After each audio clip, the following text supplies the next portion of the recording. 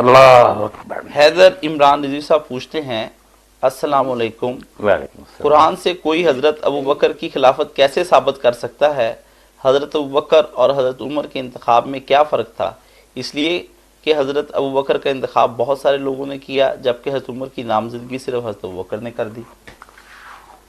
جو لوگ قرآن مجید سے خلافت ثابت کرنا چاہتے ہیں وہ یہ نہیں کہ نام دے کر آیا کہ ابوبکر نے خلیفہ، اس کے لیے ازالت الخفاء و شاہ ولی اللہ رحمۃ اللہ علیہ لکھی نا، تو انہوں نے پھر کھینچ تان کر ایتوں سے کوشش کی ہے کہ مہاجرین اولین کے لیے جو خلافت کا استحقاق اس میں ابوبکر نے اول نمبر پر آتے ہیں، حدیثیں بھی دی ہیں بہت، اس بارے میں چھوٹی کتاب ہے، مگر اس تکلف کی ضرورت نہیں۔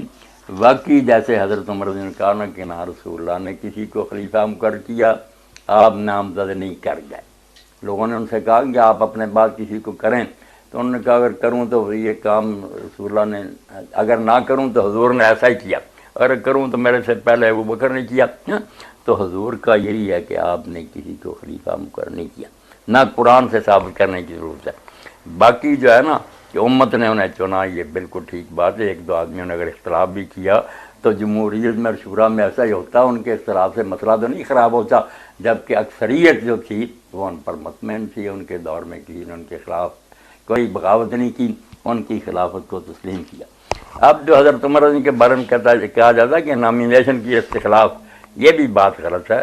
انہوں نے جب ارادہ کیا کہ حضرت عمر کو میں مقرر کروں تو باقاعدہ بڑے بڑے چوٹی کے لوگوں کو بلا کر ان سے مشورہ کیا، کئی لوگوں نے اختلاف بھی کیا کہ ان کی طبیعت سخت ہے، انہوں نے کہا یار نرم ہو، پھر مجمع کو بلا کرنا، خود باہر آیا اور کہا کہ میرا یہ ارادہ، اگر تم پسند کرتے ہو تو اس کی بیعت کر لو ورنہ جس کو جی چاہے چن لو۔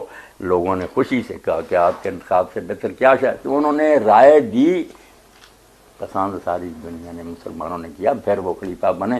اور اگر ان کے نامزد کرنے کے بعد بھی لوگ انکار کر دیتے تو یہ نامزدگی کوئی شے نہیں تھی، نہ اس کا کوئی اثر تھا، لوگوں کو حق تھا کہ مانیں گے نہ مانیں۔